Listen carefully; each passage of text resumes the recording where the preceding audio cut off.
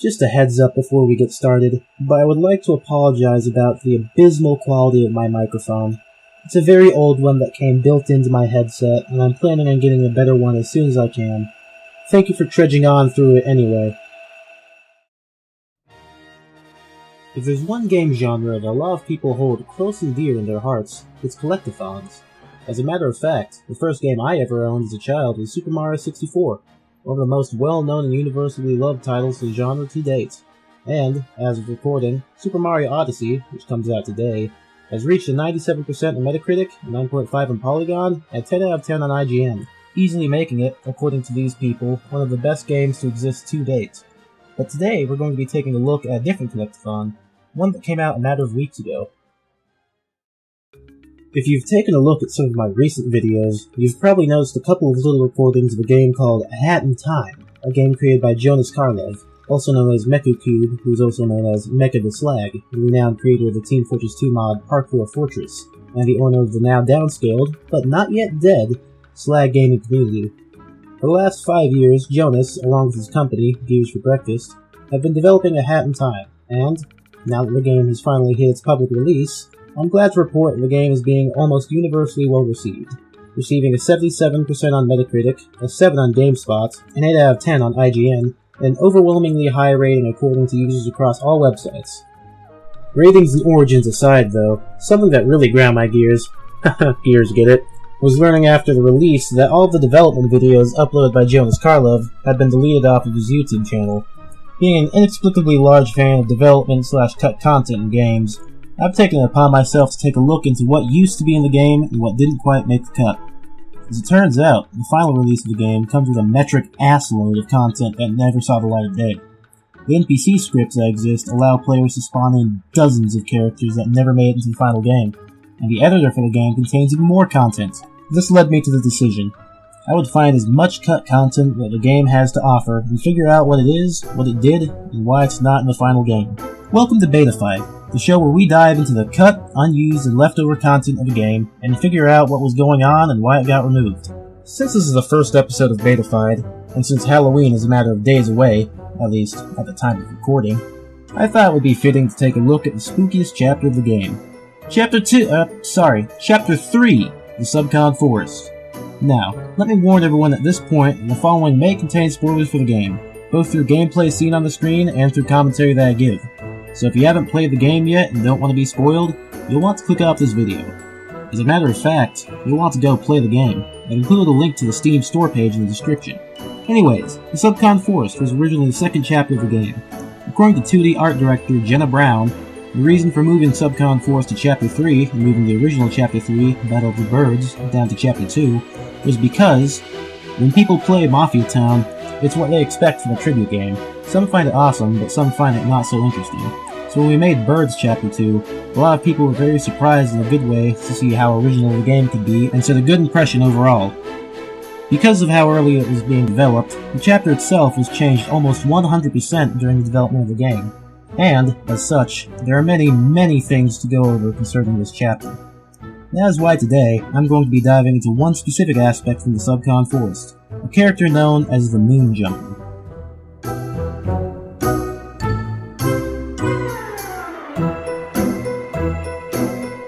So, who was the Moonjumper? Well, let's have the game's lead, Jonas Karlov, explain.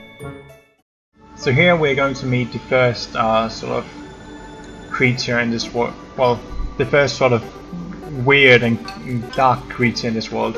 He's actually called the Moonjumper. And he lives in the horizon. He's sort of stuck there. It's a bit of his prison. It's sort of ambiguous why he's stuck there. We like to keep that a bit of a secret.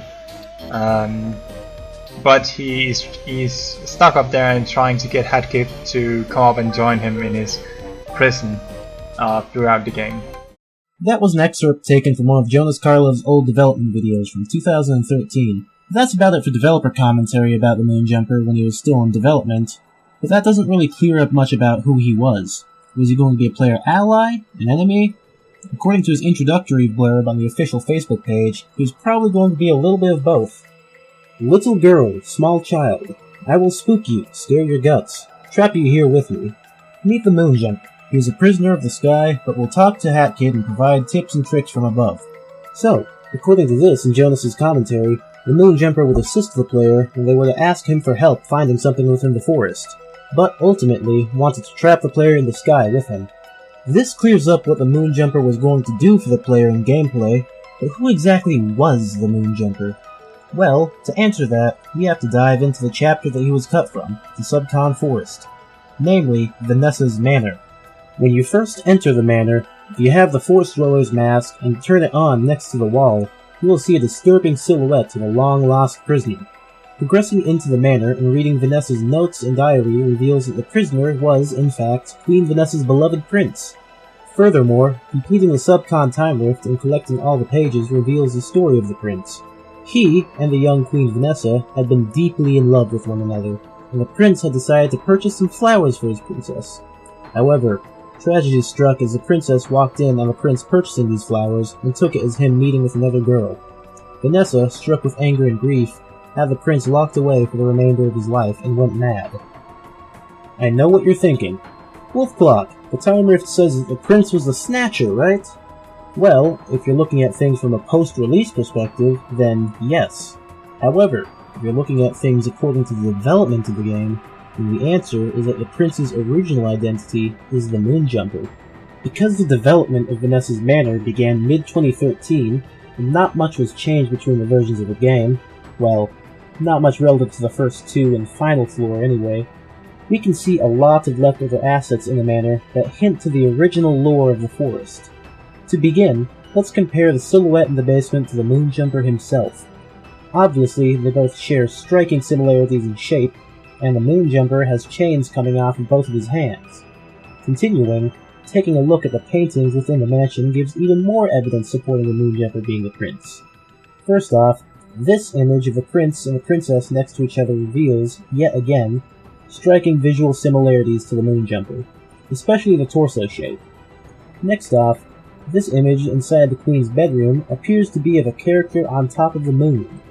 And, lastly, most obviously, this painting on the first floor of the prince looking up towards the moon. Next, the attic shows some of the most obvious ties with Vanessa and the Moonjumper. For starters, a giant wall painting of the Moonjumper himself spans the entirety of the wall, clear as the sun, or, in this case I should say, clear as the moon. Also, even without the elephant in the room, the attic appears to be semi-furnished and may have been used as an astronomer's observatory at one point. This concept art by concept artist Luigi Lucarelli shows the room with even more windows and a higher emphasis on the moonlight shining through, supporting this theory. Well, that's it for the manor, is what I would say if it weren't for the biggest piece of evidence still being within it. As you may recall, I mentioned very specifically earlier that the first two levels and the attic were mostly unchanged. If you've played the full game, however, you'd know that there are only 2 floors before the attic. So what gives? Well, thanks to a source of mine in the official Discord, I was able to get my hands on cracked copies of the public alpha and beta builds of the game, and there's a pretty significant difference in them that the final game lacks. There's a 3rd floor. Now, the 3rd floor of the manor wasn't anything worthwhile gameplay-wise, and according to the devs, was cut because the gameplay was sluggish and out of place, of which I totally agree with. However, I think the bigger reason as to why the 3rd floor was cut comes from the fact that the Moonjumper was cut from the game, as the 3rd floor contains the most evidence about the Moonjumper being the prince out of all the rest of the manor. First off, the player's encounter with the Snatcher gives an incredibly obvious implication to the origin of the Moonjumper. When you encounter Snatcher, he states the following: "Hey, hey now, no reason to throw fists at your old buddy, ha ha ha ha. What are you doing up here? Don't you know, she'll go mental if she catches you? What, me? Just looking for some dirt on my old friend the Moonjumper. Poor fellow doesn't even know he used to live here. Every time I bring him something from this place, he almost wets his bed in fear. Ha ha ha." Apologies about my appalling voice acting, by the way. I'm not very good at that kind of stuff. At this point, it's essentially indisputable that the Moonjumper was originally the prince, but let's add some more kindle onto the fire anyway. That footage was from the alpha build of the game, where the third floor's textures were temporary. In the beta, the third floor looked like this. Vanessa has clippings of newspapers and disturbing writing all over the walls, referencing her as a princess, her happily ever after, and about her prince. On one wall, there's a scratched-in writing of two oval eyes beneath the phases of the moon moving across the sky. Within another room, there's writing on the wall that states the following. The prince loves the moon so much, maybe he should marry it, then maybe he can give me more attention. Even more information about the past of the Moonjumper can be found through the unused content of the alpha and beta builds of the game. During the final level of the alpha and beta, a song that's referenced as the Subcon Forest _masked.og is heard, and bears some resemblance to the original Subcon Forest theme created by composer Eric Gleiser, who had done the original Mafia Town themes, as well as several themes for the Subcon Forest before leaving the project. Unfortunately, I don't have a clean version of any of Eric's Subcon Forest music, so I can't give a comparison, but I'll leave a link to an archived video of Jonas showing off the chapter in the description that has the original themes play. Anyhow, the importance of this theme comes from the unused vocals that came with it. The following was taken from the cutting room floor.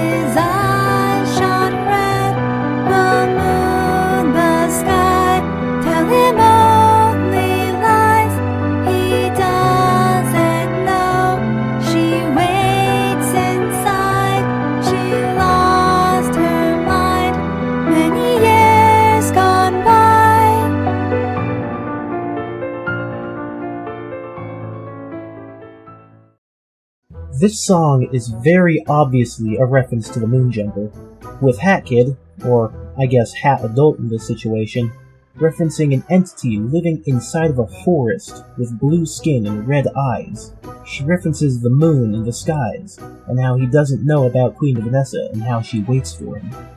So, now we know who the Moonjumper was and what he was going to do, at least to some extent. But what was he replaced with? Well, in the final game, as I stated earlier, the Subcon Force Time Rift shows what had happened to the prince. He had been imprisoned in the manor after an ironic misunderstanding took place between the prince and Vanessa, where she thought that the prince was buying flowers for her was actually him meeting with a secret lover. The second to last panel of the story shows that the prince, heartbroken completely over the tragedy that left him in chains, turned a dark purple, his eyes turning yellow from all the crying. Eventually, the prince of the final story became what we know today as the Snatcher. You may also be wondering what this music I've been playing in the background is. Well, when Gears for Breakfast changed the composer from Eric Gleiser to Pascal Michael Stifel, and I'm sorry if I butchered your name just now, I don't know how to pronounce it. The first theme that Pascal wrote for the game was called the Moonjumper's theme. According to Pascal, he didn't really know where or how the theme was going to be used, so he essentially put all sorts of different themes in it so that he could get a general sense of how the game would sound. There are 3 different versions of this theme, each of which are from different points in development. The first one exists in the final release's editor files and is a very early version of the song, being much shorter than the final release's rendition.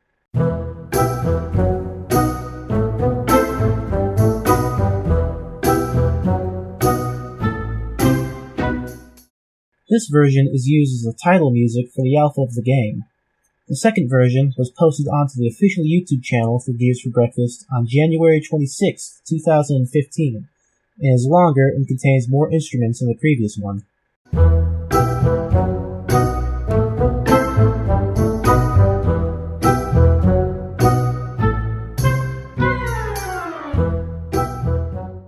The final version of the song is used in the final game, but does not reference the Moonjumper whatsoever. It is instead used for the Badge Seller, a character that actually does resemble the Moonjumper a fair amount.